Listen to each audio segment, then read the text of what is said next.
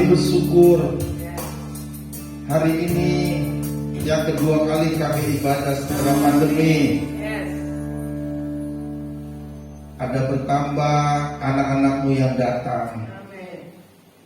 Tuhan, kami bersyukur ketika kami datang dari rumah sampai ke gereja, dengarkan firman Tuhan dan nanti pulang.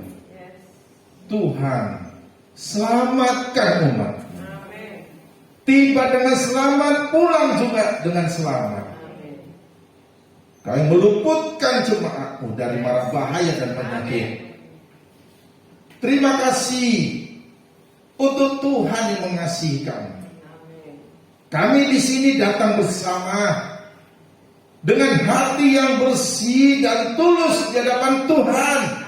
Kami angkat pujian, kami angkat sesembahan untuk Tuhan dari hati kami dalam. Tuhan, Kaulah kiranya yang dimuliakan dan Yesus yang layak disembah. Untuk itulah ibadah kami ada, untuk itulah penyembahan kami ada, untuk Yesus selama-lamanya, untuk Yesus. Hidup kami dari Tuhan, maka mati kami juga untuk Tuhan. Baik hidup, baik mati kami hanyalah untuk Tuhan. Untuk itulah kami ada, menyembah Engkau yang kudus dan agung. Terima kasih Yesus, terima kasih Bapa, terima kasih Yesus, terima kasih. Kau yang layak disembah, Kau yang layak dipuji. Terima kasih.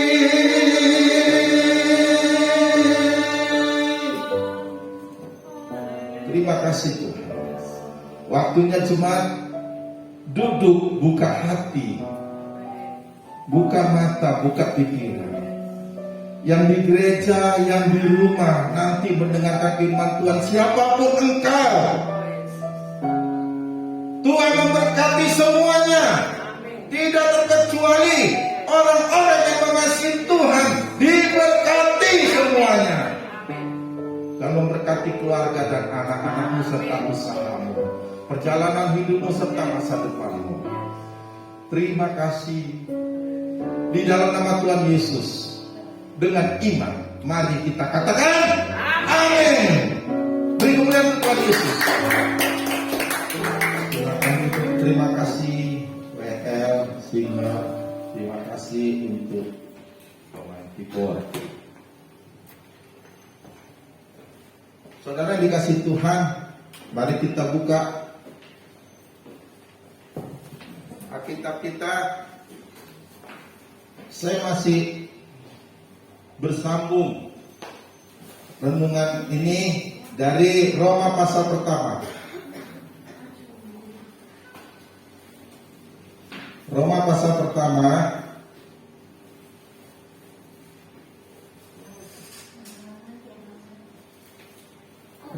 pertama ayat 16 dan 17. Mari saudara perhatikan baik-baik. Siap dengan firman Tuhan? Amin. Roma pasal pertama ayat 16 dan 17. Sebab aku mempunyai keyakinan yang kokoh dalam Injil. Karena Injil adalah kekuatan Allah yang menyelamatkan setiap orang yang percaya. Pertama-tama orang Yahudi, tetapi juga orang Yunani. Sebab di dalamnya nyata kebenaran Allah yang bertolak dari iman dan memimpin kepada iman. Seperti ada tertulis, orang benar akan hidup oleh iman. Katakan amin. Saudara yang dikasihi dalam nama Tuhan, Saya minta semua pakai maskernya.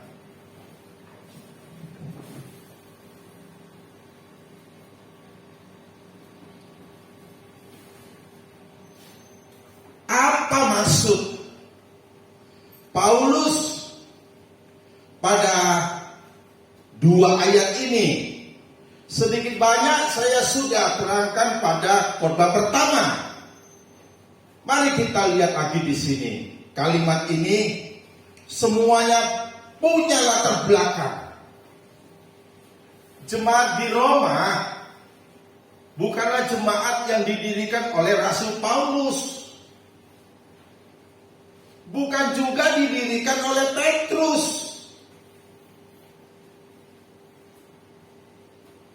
Waktu Paulus menuliskan surat untuk Roma, itu ditulis pada waktu dia ada di Korintus.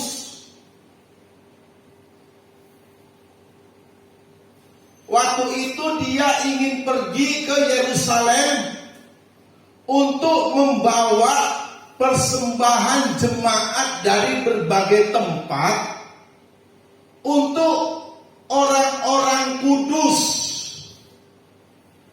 untuk orang-orang yang membutuhkan.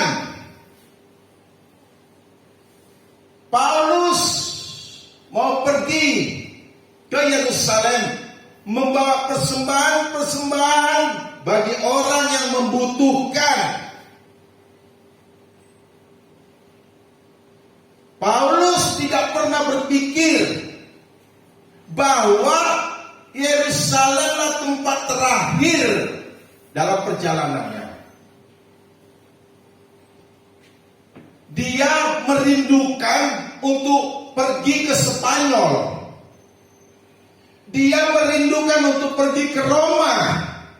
Ternyata pada waktu dia pergi ke Yerusalem, dia ditangkap.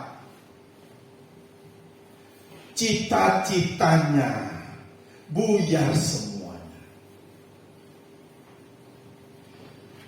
Adalah hal di dalam pemikiran Rasul Paulus ketika setiap kali perjalanan, setiap pulau, setiap daratan yang sambung menyambung adalah sesuatu yang indah, tapi tidak pernah terlepas dalam pikiran Rasul Paulus bahwa pulau-pulau itu dan daratan itu dia ingin pergi menyeberang ke sana untuk memberitakan Injil di sana.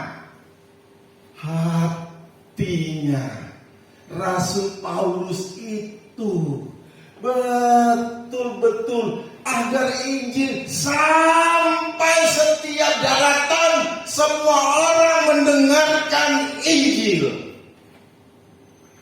Tapi sayang, ternyata perjalanannya berhenti. Kakinya berhenti, saudara, di Yerusalem. Dia ditangkap, dia diadili. Akhirnya kerinduannya untuk pergi ke Spanyol, kerinduannya untuk pergi ke Roma, pupuslah sudah. Cita-cita yang putus, keinginan yang tidak sampai. Saudara yang saya kasih di dalam nama Tuhan,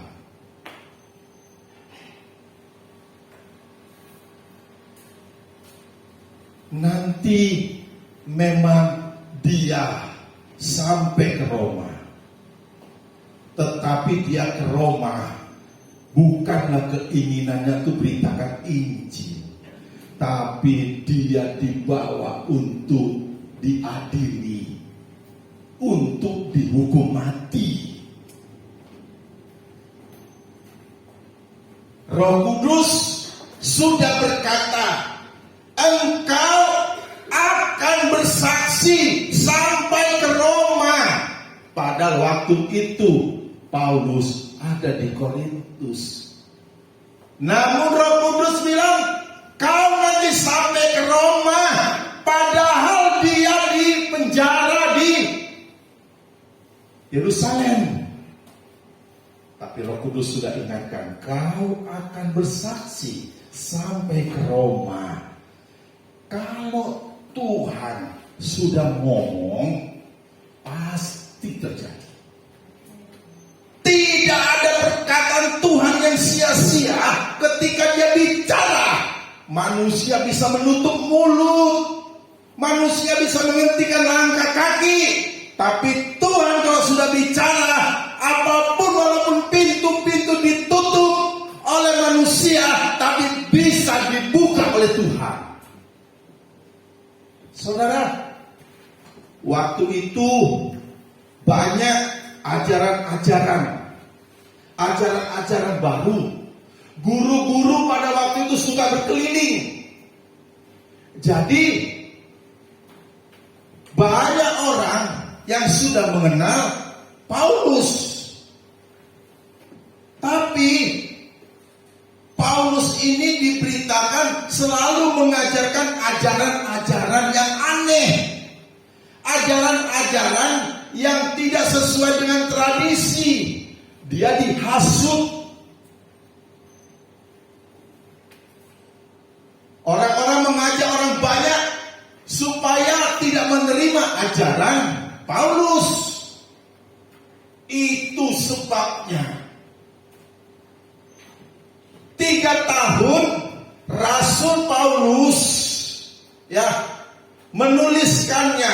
Jadi surat Roma dikirimkan 3 tahun Waktu itu Paulus ada di Korintus. Dia mengirim suratnya ke Roma itu 3 tahun. Jadi suratnya sudah datang duluan 3 tahun, dibawa oleh seorang wanita.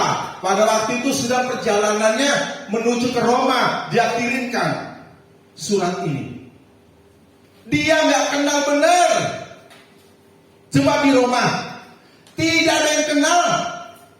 Namun karena Paulus takut banyak orang nggak menyukai dia, banyak orang yang mengerti ajarannya, jadi dia memberitahukan terlebih dahulu siapa dirinya, bagaimana ajarannya.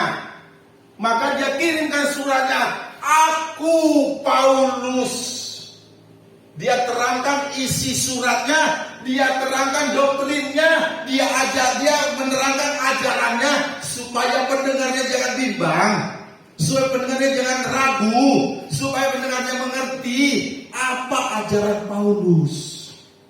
Bagaimana ajaran Paulus? Maka dikasih tahu sebelum dia masuk ke Roma, dia kasih tahu dulu ajarannya supaya jemaat tidak bimbang. Apa bunyi ajarannya? Sebab aku mempunyai keyakinan yang kokoh dalam Injil. Karena Injil ada kekuatan Allah yang menyelamatkan setiap orang yang percaya. Pertama-tama kepada orang Yahudi, tetapi juga orang Yunani. Sebab di dalamnya nyata kebenaran Allah yang bertolak dari iman dan memimpin kepada iman. Seperti ada yang tertulis, orang benar akan hidup dengan iman. Inilah yang disampaikan 3 tahun sebelumnya, yaitu ajarannya supaya jemaat menerima. Supaya jemaat itu waktu Paulus datang nanti udah tahu ajarannya. Oh, Paulus ajarannya benar. Paulus ajarannya lurus. Paulus memberitahukan dulu siapa dirinya. Dia mau menyampaikan berita Injil. Inilah isinya. Penting saudara, untuk mendengarkan firman Tuhan, kita perlu mengenal orang tersebut. Kita harus tahu latar belakang siapa yang membawa firman Tuhan ini dan bagaimana ajarannya. Karena terlalu banyak sekali orang menerima firman Tuhan tapi tidak tahu bagaimana ajarannya, bagaimana orang itu memberitakan firman Tuhan.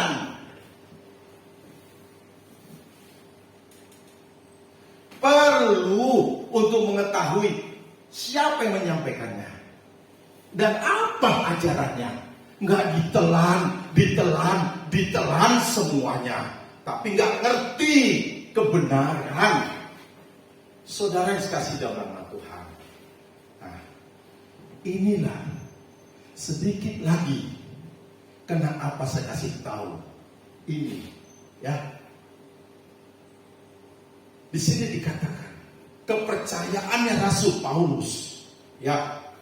Aku punya keyakinan yang kokoh. Keyakinan yang kokoh tentang apa? Banyak orang punya keyakinan. Keyakinannya kokoh. Tapi keyakinannya gimana? Ada orang itu punya keyakinan, tapi keyakinannya salah. Tujuannya salah, tapi dipercaya juga. Paulus punya keyakinan yang kokoh. Apa keyakinan yang kokoh itu? Yaitu Injil. Kabar baik. Injil. Karena apa dikatakan di situ? Aku punya keyakinan yang kokoh terhadap Injil. Ada apa dengan Injil? Saudara, Injil, kesaksian para rasul yang intinya tentang Yesus Kristus. Injil tentang hidup, mati, dikuburkan dan naik. Siapa? Yesus. Yesus yang mati diberitakan di Injil. Yesus yang bangkit diberitakan di Injil. Paulus percaya kepada Injil, bahwa Yesus mati, Yesus bangkit, Dia adalah Allah, Dia yang dibunuh, disalibkan, batu yang dibuang kemudian jadi batu penjuru, Dia adalah Yesus yang tercatat di Injil.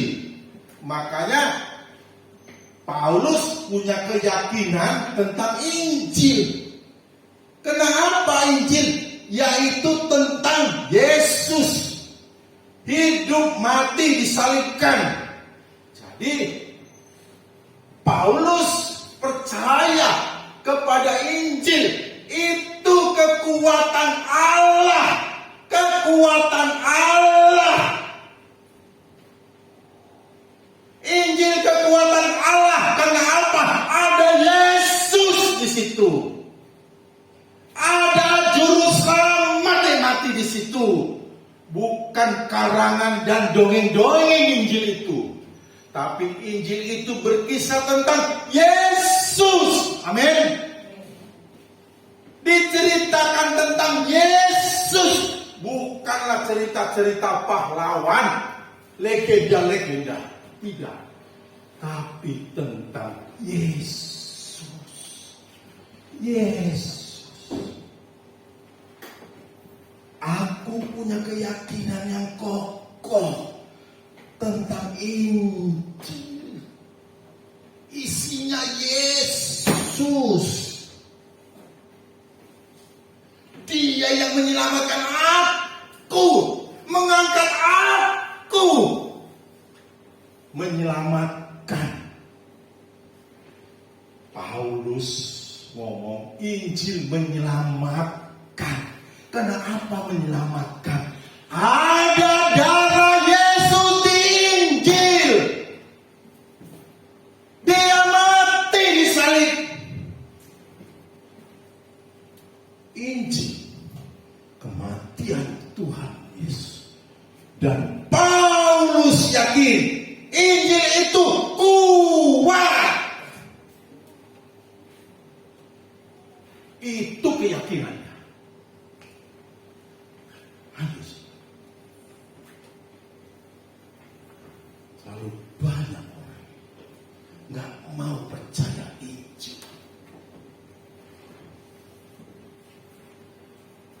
Hari ini yang kedua kali saya sampaikan firman Tuhan tentang Injil.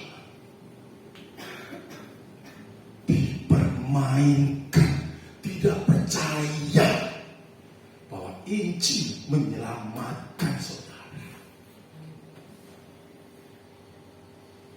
Tadi lagunya ngomong, dulu saya jauh dari jalan sorga, orang yang terhilang dan buta, namun oleh cinta Tuhan beri sejahtera. Waktu Yesus tolong saya. Keselamatan yang dari mana? Ada keselamatan dari penyakit. Kita diselamatkan dari penyakit. Bukan hanya penyakit rohani kita yang mengakibatkan penyakit jasmani kita. Penyakit itu pun kita diselamatkan sehingga kita bisa disembuhkan.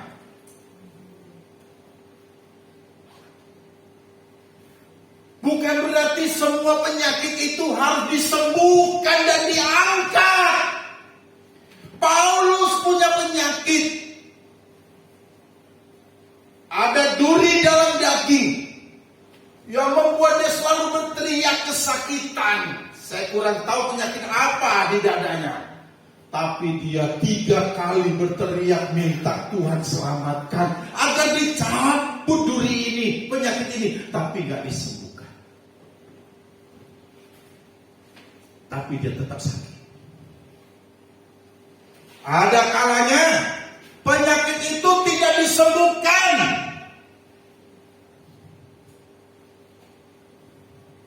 Namun kalau penyakit itu ada di dalam diri kita, jangan takut. Karena janji Tuhan itu tetap bisa menyembuhkan.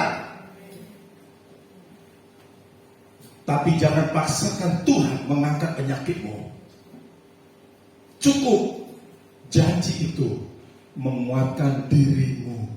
Sehingga dengan janji yang besar itu, penyakit itu bisa hilang. Amin. Yang kedua, diselamatkan dari bahaya. Sering sekali kita diselamatkan dari bahaya.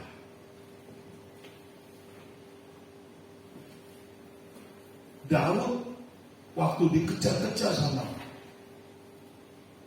Saul, dia ada di gua. Padahal di balik gua itu ada banyak ratusan tentara Saul untuk menangkap Daud.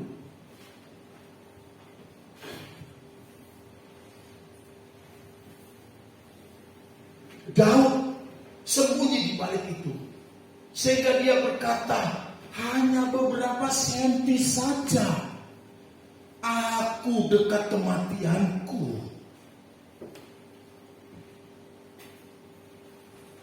Paulus merasakan bahwa dia dalam memberitakan Injil selalu dekat dengan kematian. Dan hanya beberapa sentimeter saja kita dekat dengan kematian kita.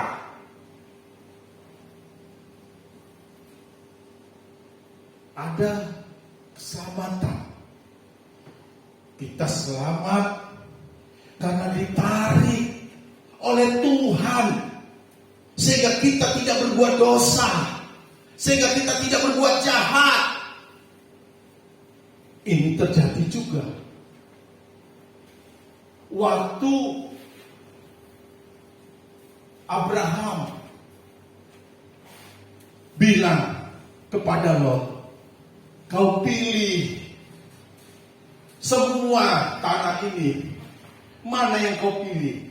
Pada waktu itu Lot memilih tanah yang paling subur, tanah yang paling makmur, tanah yang banyak tumbuh-tumbuhannya segar, dia pilih. Tetapi Abraham mengalah. Namun waktu itu Lot memilih tanah yang subur karena dia pikir akan mendapatkan banyak harta, sementara Abraham di tanah yang kurus-kurus, yang kering-kering. Maka hatinya Abraham terpaut pada harta. Tuhan mau menghanguskan tempat yang dipilih oleh Lot, maka dia dihabiskan. Sayang sekali keluarga Lot itu selalu melihat harta, selalu melihat kenikmatan-kenikmatan. Akhirnya mereka semua terbakar, termasuk istri Lot menjadi tiang. Tiang apa?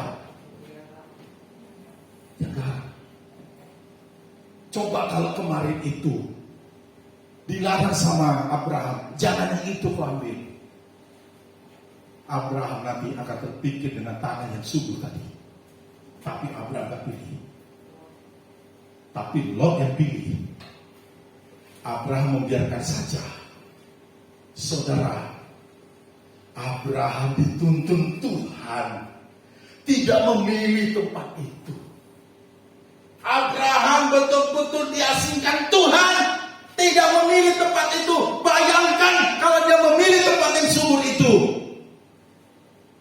Ada kalanya Tuhan menuntun kita supaya kita tidak terjerumus kepada dosa,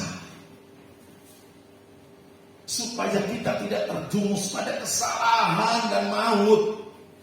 Kita diselamatkan. Amin, saudara. Kita juga diselamatkan dari bahaya. Kita diselamatkan dari hukuman Tuhan nanti.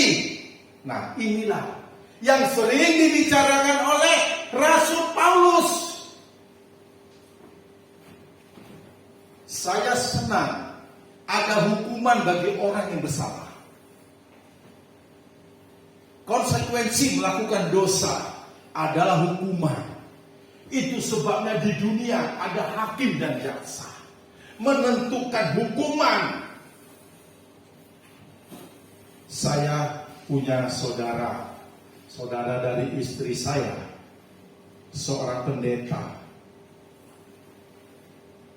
punya anak gadis. Anak gadis ya? 2. Anaknya 3. Gadisnya 2. Gadisnya 1. Laki 2. Gadis 1.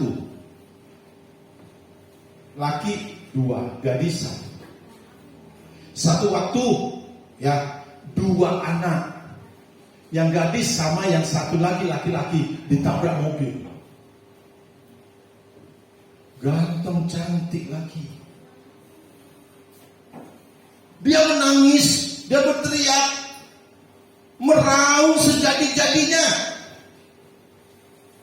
Begitu dia rasa kehilangan anaknya yang dipelihara dari bayi, baru dia besar dan mau bertumbuh dewasa, hanya sebentar saja diambil.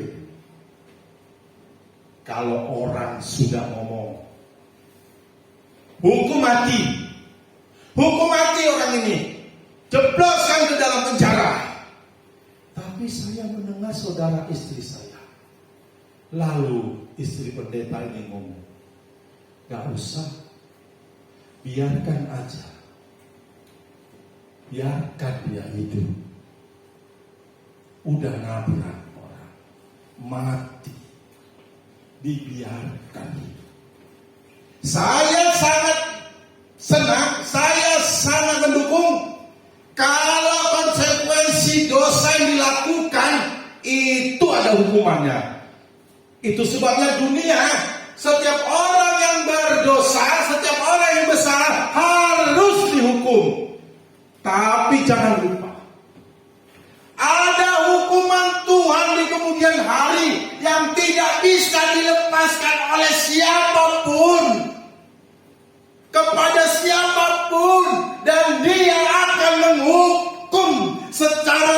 tidak benar orang-orang yang tidak percaya kepada Tuhan. Paulus suka mengutarakan ini. Nah saudara, disinilah letaknya. Injil adalah kekuatan Allah yang menyelamatkan. Menyelamatkan dari mana? Apa yang diselamatkan? Nah,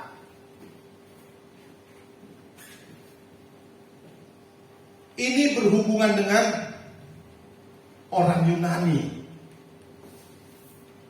Perhatikan saudara. Perhatikan di ayat yang ke-16.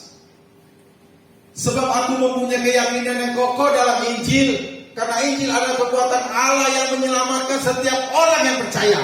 Pertama-tama kepada orang Yahudi, tetapi juga kepada orang Yunani. Perhatikan. Saya memberikan judul firman Tuhan ini, kemanapun membawa kematian Tuhan Yesus. Kemanapun membawa kematian Tuhan Yesus.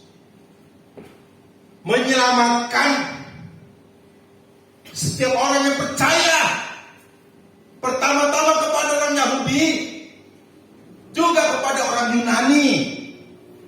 Ini dua bangsa, Yahudi, Yunani. Yunani, Yahudi. Lalu semua orang percaya.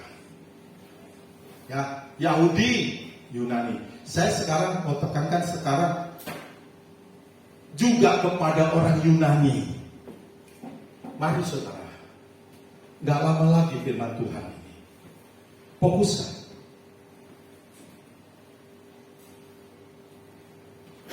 Injil adalah kekuatan yang menyelamatkan.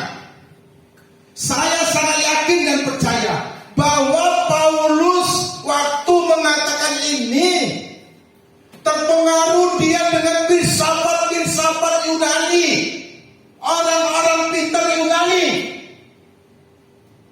Yunani itu adalah satu peradaban yang maju.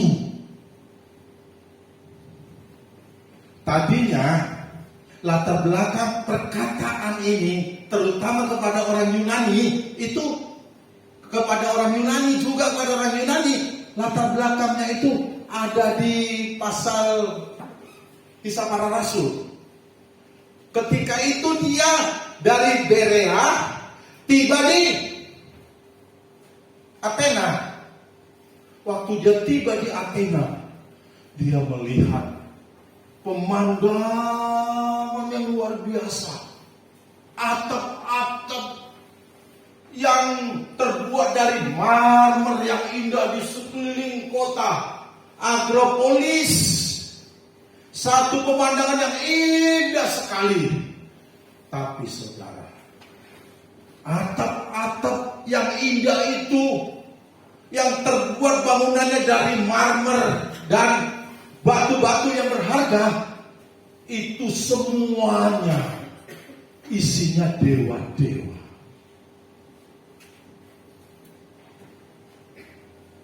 Dia bingung. Lalu dia masuk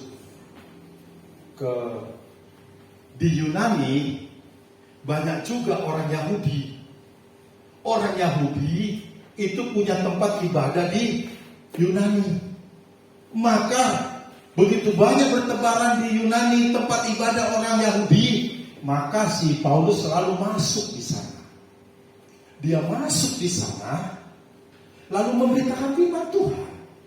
Lalu setelah masuk di sana, dia bersoal jawab dengan orang-orang yang ada di tempat sembahyang orang Yahudi. Dia pergi ke pasar-pasar. Dia pergi ke pasar-pasar. Dan dia pergi juga kemana saja. Dia bertemu dengan orang-orang Stoa. Nanti baca ya. Orang-orang Stoa. Orang-orang Epikuros. Orang-orang Stoa. Ahli-ahli pikir. Orang-orang pintar Yunani. Dia berhadapan. Stoa ini sudah ada 300 tahun sebelumnya. Dia sudah lama di Yunani. Filsafat mereka yaitu bahwa semua penderitaan, semua kesusahan, semua kelemahan diterima dengan senang hati di dalam hidup setiap orang. Itu ajarannya. Kemudian dia juga bertemu dengan orang filsafat atau kumpulan filsafat lagi, Epikuros. Epikuros ini percaya kepada apa yang diajarkan, apa yang diisi ajarannya oleh Stoa tadi. Dia sama ajarannya dengan Stoa, tapi Epikuros ini agak sedikit berbeda. Berbedanya itu bahwa kebahagiaan itu ditentukan oleh sikap mental. Ya, sikap mental. Kalau mentalnya bahagia, maka dia bisa bahagia. Kalau dia sudah bahagia, maka dia tidak takut sama dewa-dewa lagi. Dan dua paham ini, Stoa dan Epikuros, sama-sama tidak percaya kepada kebangkitan. Perhatikan baik-baik. Pada waktu itu Paulus sangat yakin dia membaca tentang filsafat-filsafat ini. Dia membaca tentang ajaran-ajaran ini. Itu sebabnya dia masuk kepada mereka. Dia beritakan Injil kepada mereka. Sampai dia di pasar. Dia bertemu dengan Stoa dan Epikuros. Lalu mereka mendengar. Setelah mereka mendengar, lalu dia dibawa kepada Areopagus. Di mana Areopagus itu ada satu bangunan Pentanon namanya. Suatu bangunan yang tinggi yang bukan main. Yang terbuat dari 8 pilar. 8 pilar. Pilar-pilar yang gede-gede ada 8.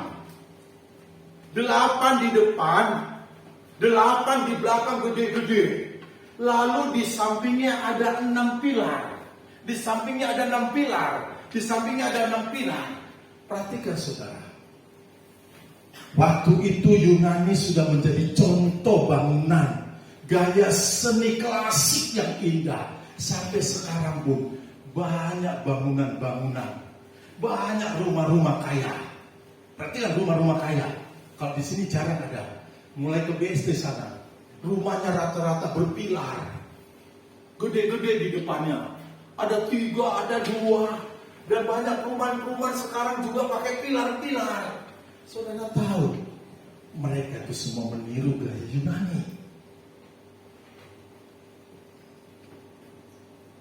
Saudara, Pentanon ini pada waktu itu bukan hanya untuk satu kesenian, satu keindahan, tetapi di dalam Pentanon ini mereka meletakkan satu dewa Athena yang tingginya lebih kurang dari 38 kaki.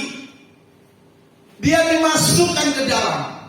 Lalu dengan pilar-pilar tadi itu simetris. Supaya ketika orang datang, orang melihat simetris, memandang dewa mereka dengan baik. Dan mereka melihatnya itu dengan optik. Dan sangat pada waktu itu Yunani satu kebudayaan yang sangat indah sekali. Sangat maju sekali. Saudara, Paulus digiring sama kelompok Epikuros, sama kelompok yang lain, dibawa ke Areopagus. Di Areopagus sebenarnya diadili. Di Areopagus sebenarnya dia itu diintimidasi. Apa ajaran Paulus? Bagaimana ajaran Paulus? nanti buka di Kisah Para Rasul, saudara. Ketika Paulus sampai di sana, dia melihat, dia sambil naik ke bukit Akropolis, dia melihat ke bawah penuh sekali pentanon-pentanon yang begitu indah dipandang dari bawah. Penuh sekali rumah-rumah dewa.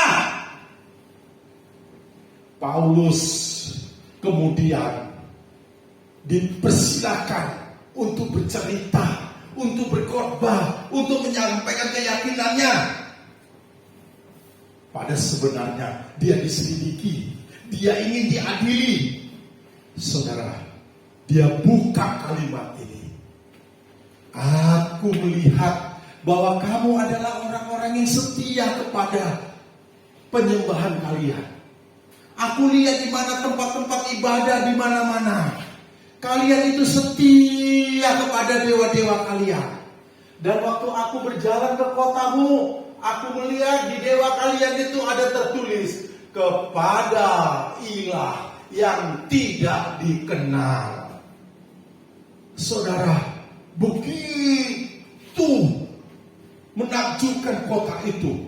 Paulus masuk ke kota itu, semuanya dewa-dewa, semuanya pentanon-pentanon yang megah-megah, isinya dewa semuanya. Lalu kelompok ini berkata, silakan kamu bercerita tentang ajaran. Dia katakan bahwa Yesus yang dulu hidup dan sekarang mati, dibunuh, dia sudah bangkit. Dia akan mengadili semua orang. Wah, ajarannya luar biasa. Dia ceritakan dengan emosi, dia ceritakan dengan karakter yang sungguh-sungguh, dengan mimik yang benar, supaya benar-benar berita Injil ini masuk ke hati orang yang mendengarkan, yaitu orang-orang pintar, ahli-ahli filsafat, orang-orang yang jago bicara, bahkan penguasa-penguasa waktu itu. Saudara yang saya kasih dalam nama Tuhan, dia satu yang dia sampaikan, Yesus yang mati, yang bangkit, yang naik, kemudian dia akan menghakimi.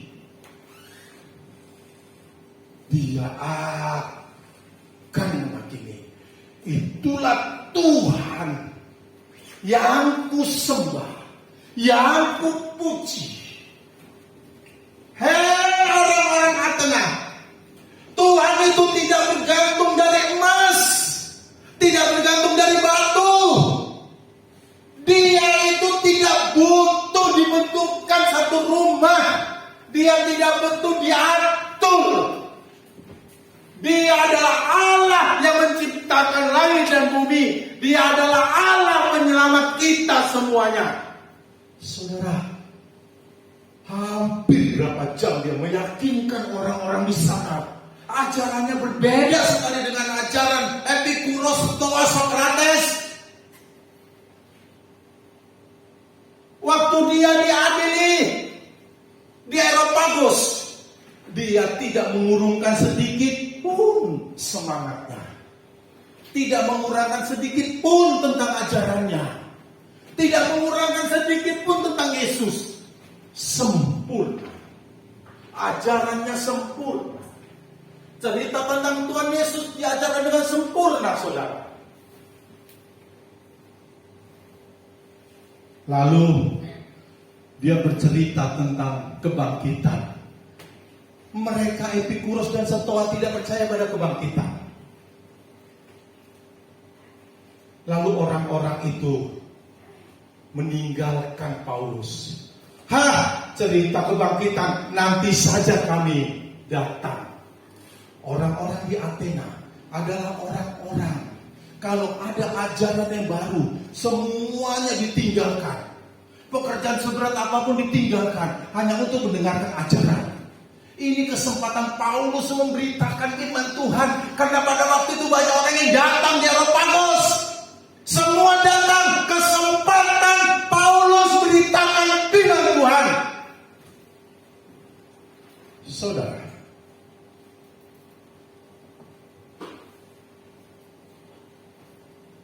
waktu kemarin saya beritakan firman Tuhan yang pertama, waktu Paulus di hadapan Bernike, Agripa, itu adalah satu khotbah yang menegangkan, satu khotbah yang indah pada waktu itu. Itulah khotbah yang mengagungkan dunia. Ini Paulus juga berkhotbah di depan orang-orang banyak, satu khotbah yang mengagungkan. Tapi saudara, saya kasih tahu, banyak orang-orang mengatakan, banyak orang-orang percaya khotbah Rasul Paulus yang ada di Areopagos adalah khotbah yang gagal. Paulus mengutarakan Yesus Kristus dengan karakter, dengan iman, dengan perasaan yang benar, supaya orang percaya kepada Yesus. Tapi orang-orang yang berkumpul di sana tidak ada yang percaya. Maka disimpulkan oleh orang-orang banyak, disimpulkan oleh para ahli, inilah khotbah yang naif,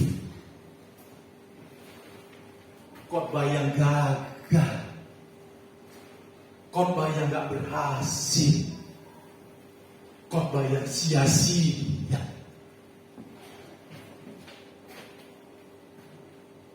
khotbah gagal, khotbah sia-sia. Tidak ada yang percaya.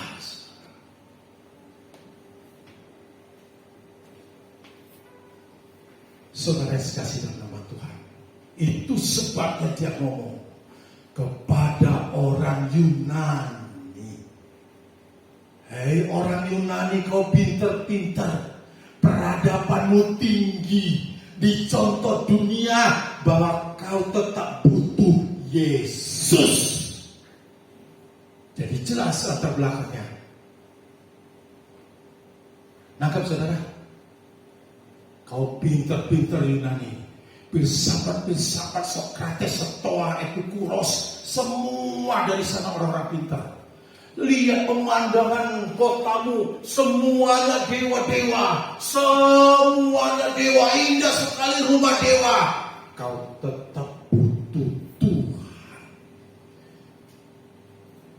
Senimu begitu indah, pelukis-pelukismu agung, pemahat-pemahatmu itu luar biasa. Tapi kau tetap harus percaya Tuhan. Injil untuk orang Yahudi, juga untuk orang Yunani. Ini sebabnya diceritakan, aku pernah ke Yunani. Inilah orang Yunani, orang yang maju tapi tidak percaya kepada Tuhan. Saudara, khotbah gagal,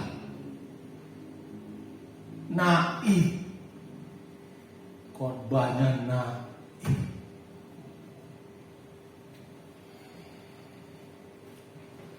Kalau udah kayak gini gimana?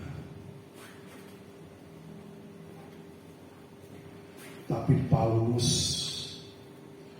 di depan orang banyak tidak mengurangi tensinya bicara tentang Yesus, tidak mengurangi karakternya cerita tentang Tuhan Yesus. Dia tetap stabil. Halo, dia tetap stabil. Tuhan suka sama orang yang stabil.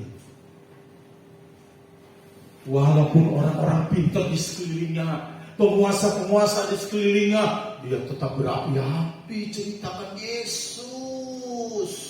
Dia tetap stabil, saudara. Emosinya stabil, perasaannya stabil, nggak marah-marah, dia stabil. Ya Dari awal sampai akhir dia cerita tentang Tuhan Yesus. Stabil. Istilah tidak stabil. Kadang-kadang emosinya marah-marah.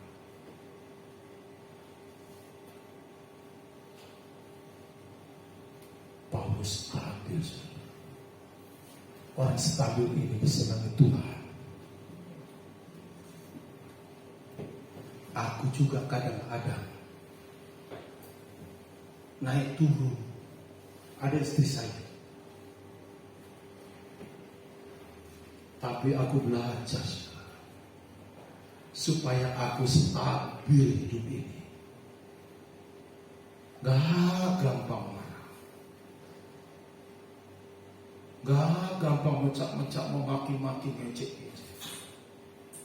Suara tetap dipertahankan tensinya. Gak menggebu-gebu. Tapi stabil. Apakah itu saudara?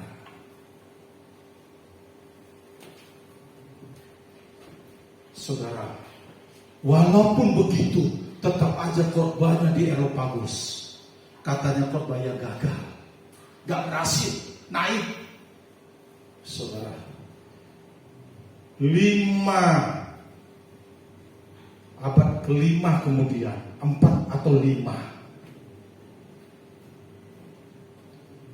Abad ke-4 atau abad ke-5 kemudian, ternyata di Pentanon yang tadi ada dewa Athena, dewa itu sudah tidak ada. Tidak tahu kemana menghilangnya. Tidak tahu kemana perginya dewa yang sebesar itu. Para ahli menyelidiki.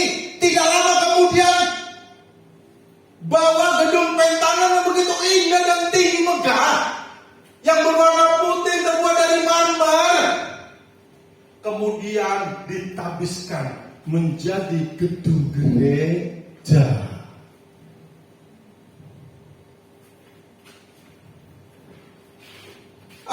Ternyata ketika Paulus berkhotbah yang katanya gagal naik, ternyata kemungkinan ada satu orang yang percaya, tidak tahu namanya, tidak tahu pribadinya, tapi kemungkinan dia percaya pada Tuhan waktu itu diam. Loh.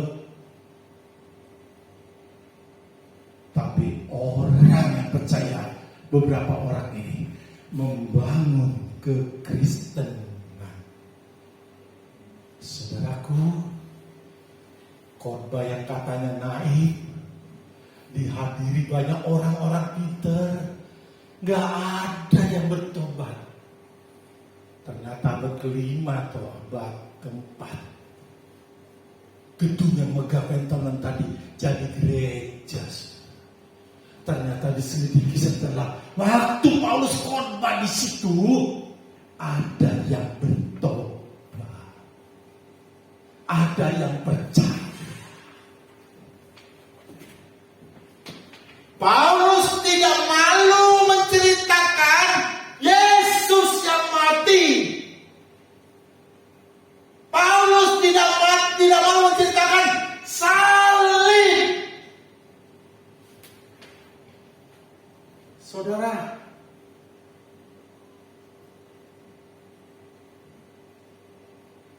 kemarin saya mendengar ada satu gereja ditutup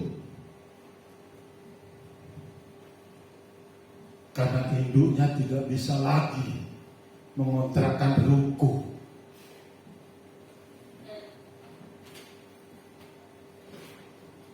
Padahal induknya aku dengar cukup kaya, tapi dibiarkan mereka tersiap-siap. Katanya jemaatnya cuma 5, tutup saja. Oh saudara, sekarang banyak orang buka gereja untuk bisnis, untuk cari uang. Kalau jemaatnya rame, didukung terus. Tapi kalau jemaatnya 5 atau 10, tutup.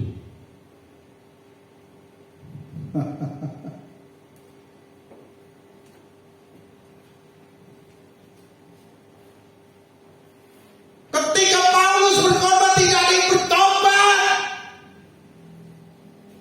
Tapi diam-diam ada yang percaya. Dan dia membangun Yunani menjadi kota yang besar. Menjadi kekristenan yang besar.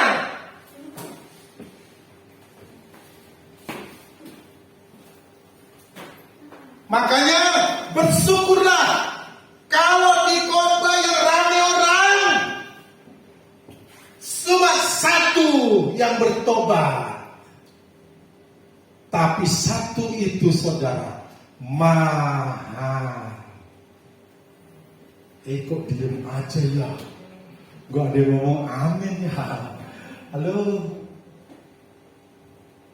Jangan kirai satu itu main-main saudara.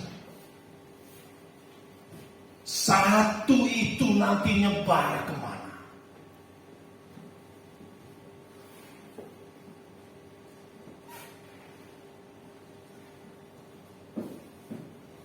Ini saya punya anak rohani kecil-kecil. Bapaknya sudah tak ada.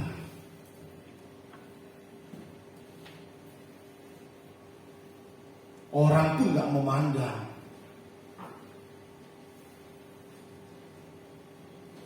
Siapa tahu nanti ini besar. Dia menjungkir balikan dunia.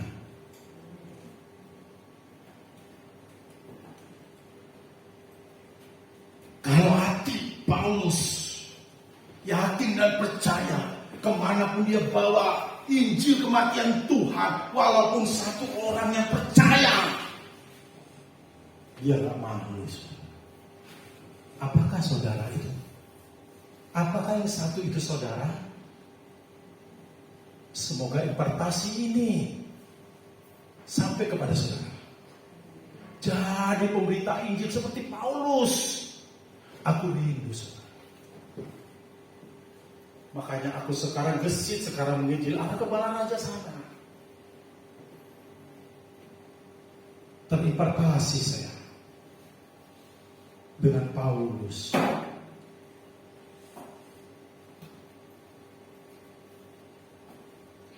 Apa saudara? Membawa kematian Kristus.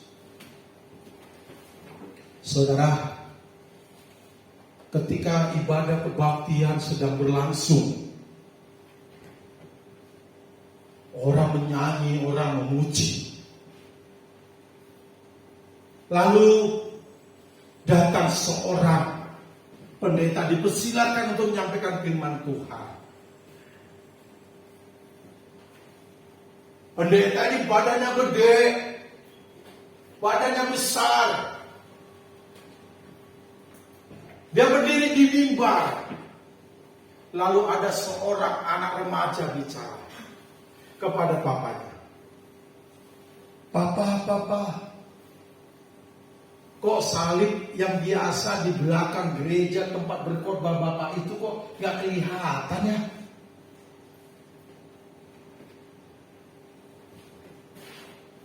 Mungkin seperti gini. Mana salib yang di belakang Bapak pendeta itu yang terang? Sudah tidak ada dan gelap. Saudara dikasih nama Tuhan. Terlalu banyak pendeta hamba-hamba Tuhan tidak mencontoh Rasul Paulus. Kemanapun Paulus pergi, dia selalu membawa cat kematian Tuhan. Dia selalu membawa kematian Yesus. Dia selalu membawa salib Yesus. Kemanapun dia pergi, dia beritakan Injil. Yesus yang mati. Dia tidak pernah menceritakan kehebatannya. Dia tidak pernah menceritakan hikmatnya. Apalagi menceritakan kepintarannya. Ternyata banyak sekarang hamba Tuhan yang bersaksi di depan mimbar. bercerita tentang kehebatannya, kesuksesannya, kepintarannya, hikmatnya bicara, dan lain-lain. Sampai-sampai salib pun gak kelihatan di dalam dirinya. Cuma dirinya yang kelihatan. Bukan Yesus yang diberitakan, tapi dirinya yang diberitakan. Aku punya keyakinan yang kokoh bahwa Injil itu kekuatan Allah. Kalau ini memang kekuatanmu Injil itu, saksikan. Jangan malu. Saksikan bahwa kematian Tuhan dalam hidupmu. Beritakan kemana-mana. Amin, saudara. Amin, saudara. Sekarang kita beritakan Injil karena banyak orang yang bimbang dan ragu. Ini kesempatan, saudara. Gak usah takut. Tuhan akan menyertaimu, menolongmu, menuntunmu. Kini sudah waktunya kita Injil Kristus, salib Kristus ditinggikan. Jangan dikit-dikit kita melulu untuk diri kita, untuk keluarga kita, tapi untuk Tuhan mana? Tuhan Yesus berkata. Terima kasih Tuhan, kami bersyukur kepada Kau begitu Allah yang baik. Kau mengasihi umat-Mu dia semua. Teguhkan imannya, mereka dengarkan firman Tuhan tadi. Dan setiap orang yang mendengarkan lewat siaran ini juga, Tuhan memberkati mereka. Terimpartasi diri Paulus, penginjilan Paulus kepada mereka semua yang dengarkan firman Tuhan.